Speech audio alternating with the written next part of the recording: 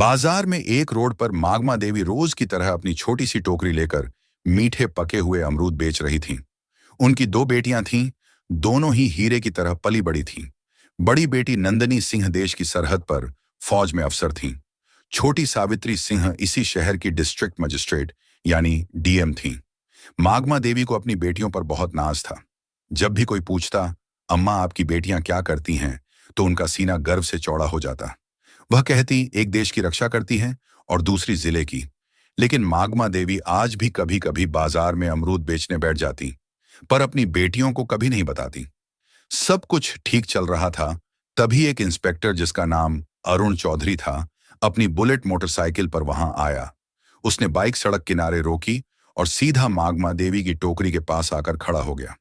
अरुण ने टोकरी में से एक अमरूद उठाया और बिना कुछ कहे मुंह में डाल लिया। मागमा देवी थोड़ी सकुचाई और बोली, साहब अमरूद मीठे हैं, आप चाहें तो तोल दूं? अरुण चौधरी ने अकड़ते हुए जवाब दिया, हाँ हाँ दे 1 किलो। मागमा देवी ने कांपते हाथों से अमरूद तोलकर पॉलिथीन में दे दिए। अरुण ने पैकेट लिया, फिर से एक अमरूद निकाला और सामने ही काट कर खाने लगा। कुछ देर तक चबाने के बाद उसने मुंह बनाते हुए कहा, हूं, ये क्या बेचा है तूने, एकदम बेस्वाद। अमरूद मीठा तो बिल्कुल भी नहीं है। मागमा देवी घबराकर बोली, नहीं साहब, बहुत मीठे हैं, आप चाहें तो दूसरा छक्कर देख लीजिए। लेकिन अरुण चौधरी हंसते हुए बोला, चुप, तेरे अमरूद का एक दाना भी मीठा नहीं। तूने मुझे बेवकूफ बनाया है। और सुन, मैं 1 रुपया भी नहीं दूंगा, समझी? मागमा देवी ने हिम्मत करके हाथ जोड़ते हुए कहा, साहब मेहनत से लाए हैं, कुछ तो पैसे दे दीजिए बस। यही सुनते ही अरुण चौधरी का पारा चढ़ गया। उसने गुस्से में झुककर पूरी टोकरी उठाई और सड़क की दूसरी तरफ जोर से फेंक दी। टोकरी पलट गई और सारे अमरूद सड़क, गाड़ियों और नाली में बिखर गए। मागमा देवी हक्की बक्की रह गईं। उनकी आंखों में आंसू भर आए, होंठ कांपने लगे। उनकी मेहनत और इज्जत दोनों ही सड़क पर कुचली जा रही थी। आसपास भीड़ जमा हो गई थी। लोग तमाशा देख रहे थे, कानाफूसी कर रहे थे, लेकिन किसी की हिम्मत नहीं हुई कि उस वर्दी वाले से कुछ कहे। फिर अरुण चौधरी ने अपनी मूंछों पर ताव दिया, बाइक स्टार्ट की और वहां से ऐसे चला गया जैसे कुछ हुआ ही ना हो।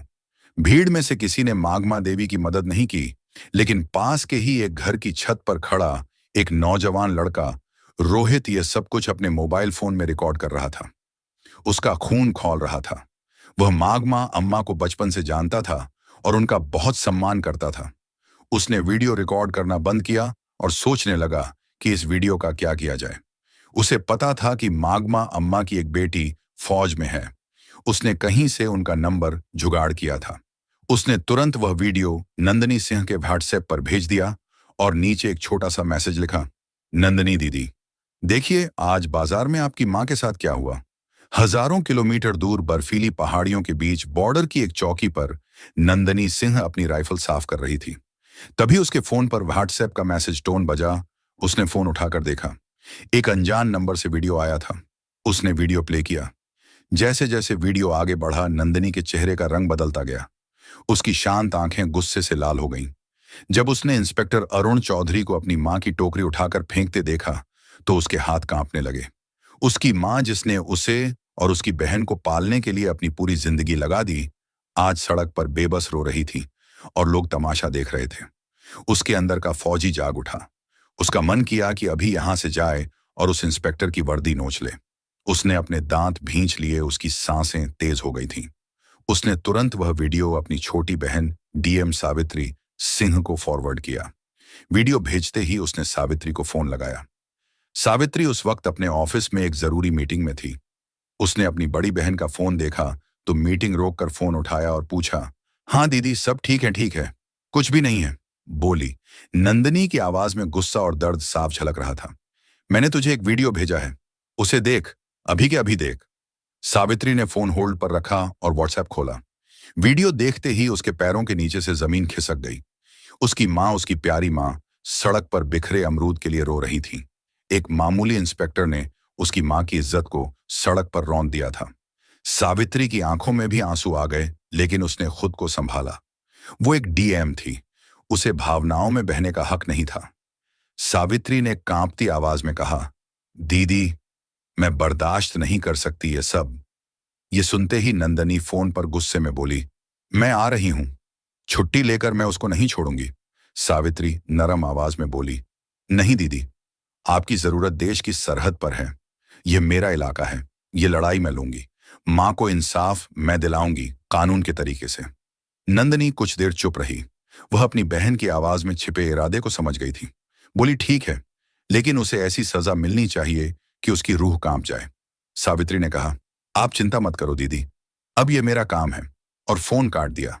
उसने मीटिंग में मौजूद सभी अफसरों से कहा, यह मीटिंग यहीं खत्म होती है, आप सब जा सकते हैं। सावित्री अपनी सरकारी गाड़ी में नहीं, बल्कि एक प्राइवेट गाड़ी में बैठकर अपने पुराने घर की तरफ निकली।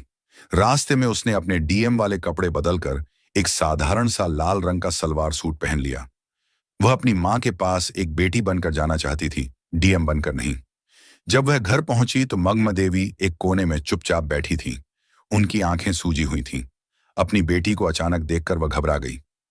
सावित्री, तू यहां सब ठीक तो है? सावित्री कुछ नहीं बोली। वह बस अपनी मां के पास गई और उन्हें कसकर गले लगा लिया। मां की गोद में सिर रखकर वह अपने आंसू नहीं रोक पाई। मां, आपने मुझे बताया क्यों नहीं? मागमा देवी ने सिसकते हुए कहा। क्या बताती बेटी, मैं नहीं चाहती थी कि तुम लोगों को कोई परेशानी हो, और वह पुलिस वाला है। छोड़ उसकी बात। आज तू इतने दिनों बाद आई है, आज मैं बहुत खुश हूं।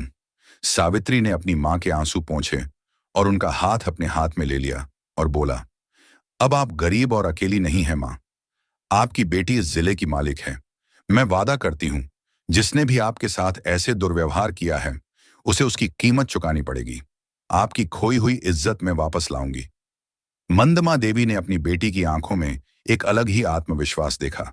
वह बस चुपचाप उसे देखती रही। उस रात सावित्री ने एक पूरा प्लान बनाया। वह जानती थी कि अगर वह डीएम बनकर थाने जाएगी तो सारे पुलिस वाले उसके पैरों में गिर जाएंगे और असली गुनहगार कभी सामने नहीं आएगा। उसे उन्हें रंगे हाथों पकड़ना था। अगली सुबह उसने पीला सलवार सूट पहना और अपने सबसे भरोसेमंद अफसर एसडीएम विकास को फोन किया। विकास, मैं तुम्हें एक काम दे रही हूं और यह बात हम दोनों के बीच ही रहनी चाहिए। उसने कहा, जी मैडम, हुक्म कीजिए। बोली, मैं अभी सिविल ड्रेस में शहर के कोतवाली थाने में एक पर लिखवाने जा रही हूं, अपनी पहचान छिपाकर। मैं चाहती हूं कि तुम ठीक 2 घंटे बाद जिले के एसपी, डीएसपी और बाकी बड़े पुलिस अफसरों की टीम के साथ थाने पहुंचो। जब तक मैं इशारा ना करूं, कोई कुछ नहीं बोलेगा। विकास ने कहा, ठीक है मैडम, जैसा आप कहें। सावित्री ने फोन रख दिया। दोस्तों, अब खेल शुरू होने वाला था। सावित्री ने एक साधारण सा पीले रंग का सलवार सूट पहना, चेहरे पर दुपट्टा डाला और एक आम नागरिक की तरह ऑटो पकड़कर कोतवाली थाने पहुंची। थाने का माहौल वैसा ही था जैसा उसने सोचा था। एक हवलदार ऊँघ रहा था और इंस्पेक्टर अरुण चौधरी और एसएचओ संदीप राणा चाय पीते हुए हंसी मजाक कर रहे थे। सावित्री डरते डरते उनकी टेबल के पास गई। जी, मुझे एक शिकायत दर्ज करवानी है। एसएचओ संदीप राणा ने उसे ऊपर से नीचे तक देखा। क्या हुआ? किसने परेशान किया जी? कल बाजार में इंस्पेक्टर साहब ने। जैसे ही उसने इंस्पेक्टर का नाम लिया, अरुण चौधरी चौकन्ना हो गया। उसने सावित्री को घूर कर देखा। क्या इंस्पेक्टर साहब ने? नाम क्या है तेरा और किस इंस्पेक्टर की बात कर रही है? जी, आप ही थे। आपने कल बाजार में एक बुजुर्ग महिला के अमरूद की टोकरी सड़क पर फेंकी थी। मैं उनकी बेटी हूं। सावित्री ने अपनी आवाज में थोड़ी घबराहट लाने की कोशिश की। यह सुनते ही अरुण और संदीप जोर जोर से हंसने लगे। ओहो, तो तू उस बुढ़िया की बेटी है? अरुण ने मजाक उड़ाते हुए कहा। तो क्या हुआ? सड़क पर गंदगी फैलाएगी तो लाठी पड़ेगी ना। चल भाग, यहां से कोई एफआईआर नहीं लिखी जाएगी। सावित्री ने थोड़ा साहस दिखाते हुए कहा, लेकिन यह गैर कानूनी है। आपने वर्दी का गलत इस्तेमाल किया है। एसएचओ संदीप गरजातू, हमें कानून सिखाएगी? ज्यादा जुबान चलाई तो तुझे ही अंदर कर दूंगा। सरकारी काम में बाधा डालने के जुर्म में निकल। यहां से सावित्री वहीं खड़ी रही और बोली, मैं फिर लिखवाए बिना नहीं जाऊंगी। बहस बढ़ रही थी कि तभी एक हवादार भागता हुआ अंदर आया। उसकी सांसें फूली हुई थीं। सर, गंगा प्रसाद यादव जी थाने में आ रहे हैं। गंगा प्रसाद यादव का नाम सुनते ही अरुण और संदीप दोनों के चेहरे का रंग बदल गया।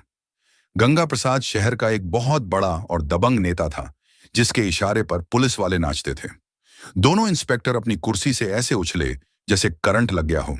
अरे जल्दी करो, गेट खोलो। संदीप ने हवलदार को डांटा और दोनों भागकर गेट की तरफ गए, जैसे कोई बहुत बड़ा साहब आ रहा हो। एक सफेद सफारी गाड़ी थाने के अंदर आकर रुकी। उसमें से सफेद कुर्ता पायजामा पहने गंगा प्रसाद यादव उतरा।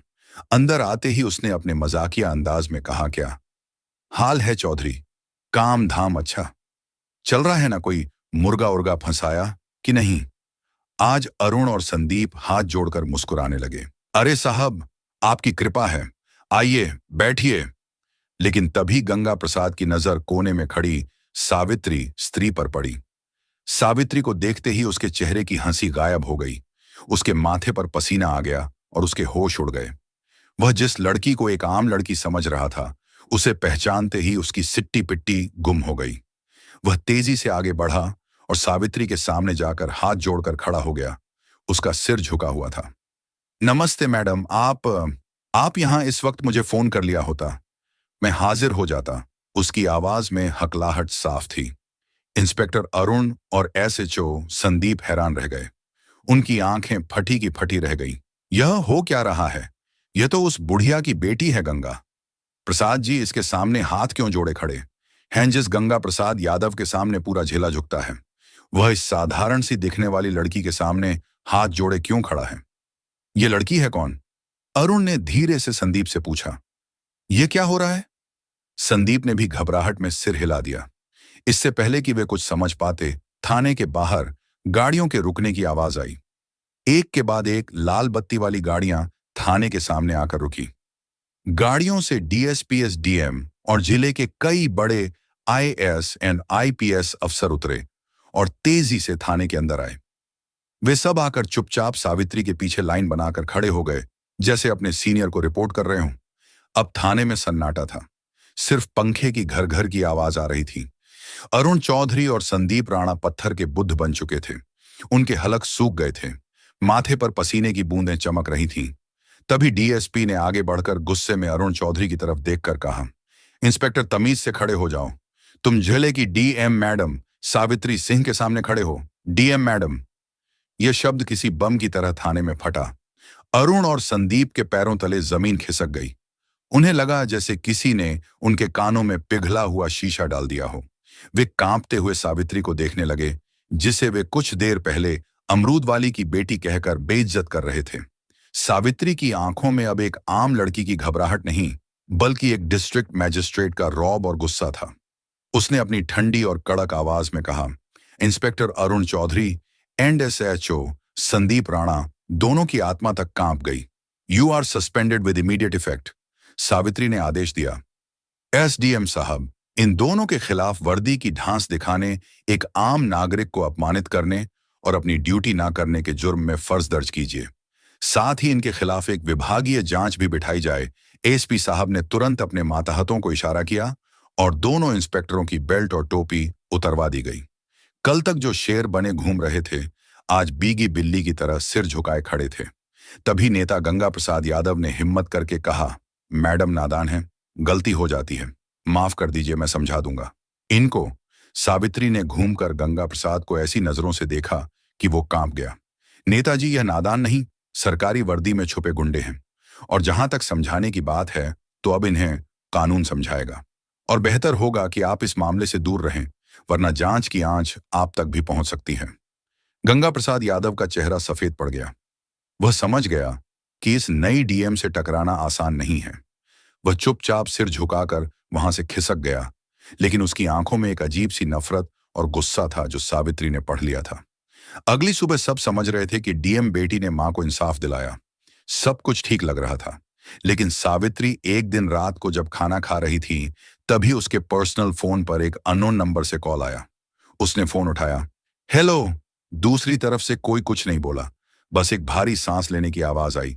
फिर एक बदली हुई मशीनी आवाज में कोई बोला, डीएम साहिबा शहर में नहीं हो, ज्यादा उड़ने की कोशिश मत करो। इंस्पेक्टर तो बस मोहरे थे, खेल तो अब शुरू होगा। सावित्री ने कड़क आवाज में पूछा, कौन बोल रहा है? वही जिसकी दुम पर तुमने पैर रख दिया है, कहकर उस आदमी ने फोन काट दिया। सावित्री के माथे पर चिंता की लकीरें उभर आईं। वह समझ गई थी कि गंगा प्रसाद यादव इतनी आसानी से हार मानने वालों में से नहीं है। यह लड़ाई अभी खत्म नहीं हुई थी, बल्कि अब और भी ज्यादा खतरनाक होने वाली थी। उसे अब सिर्फ अपनी मां की इज्जत ही नहीं, बल्कि उनकी जान की भी फिक्र होने लगी थी। उसने तुरंत ही एसपी को फोन किया और अपनी मां के घर के आसपास सादी वर्दी में 2 पुलिस वालों को तैनात करने को कहा। वह अपनी मां को डराना नहीं चाहती थी, लेकिन कोई भी खतरा मोल लेना भी नहीं चाहती थी। अगले कुछ दिन शांति से गुजरे। सावित्री को लगा शायद उसकी चेतावनी काम कर गई और गंगा प्रसाद यादव पीछे हट गया है, लेकिन वह तूफान से पहले की शांति थी। एक सुबह जब मागमा देवी बाजार में अपने अमरूद की टोकरी लगाकर बैठी ही थी कि अचानक पुलिस की 3 गाड़ियां वहां आकर रुकीं। उनमें से एक नया इंस्पेक्टर उतरा, जिसे सावित्री नहीं जानती थी। उसने मागमा देवी की टोकरी की तरफ इशारा करते हुए कहा, हमें सूचना मिली है कि इन अमरूदों की आड़ में नशीले पदार्थों की तस्करी हो रही है। तलाशी लो। इससे पहले कि कोई कुछ समझ पाता, एक सिपाही ने अमरूदों के नीचे से भूरे रंग के नशीले पदार्थ निकाले और चिल्लाया, सर मिल गया। नशीला पदार्थ बाजार में हड़कंप मच गया। लोग कानाफूसी करने लगे। देखो, डीएम की मां नशीले पदार्थ बेचती है। मागमा देवी सन रह गई। वह रोते हुए बोली, नहीं साहब, यह मेरा नहीं है। किसी ने मुझे फंसाया है। लेकिन किसी ने उनकी एक न सुनी। पुलिस उन्हें जबरदस्ती जीप में बिठाकर ले गई। यह खबर आग की तरह पूरे शहर में फैल गई। न्यूज चैनलों पर ब्रेकिंग न्यूज चलने लगी। डीएम सावित्री सिंह की मां नशीले पदार्थ के आरोप में गिरफ्तार। यह गंगा प्रसाद यादव का मास्टर स्ट्रोक था। उसने सावित्री पर सीधा हमला नहीं किया, बल्कि उसकी सबसे बड़ी ताकत और सबसे बड़ी कमजोरी, उसकी मां पर वार किया था। अब सावित्री एक अजीब दुविधा में फंस गई थी। अगर वह अपनी शक्ति का इस्तेमाल करके मां को छुड़ाती तो उस पर पद का दुरुपयोग करने का आरोप लगता, और अगर वह चुप रहती तो उसकी बेगुनाह मां जेल में सड़ती। सावित्री के ऑफिस में फोन की घंटियां बजने लगीं। मीडिया मंत्री, सीनियर अधिकारी, हर कोई जवाब मांग रहा था।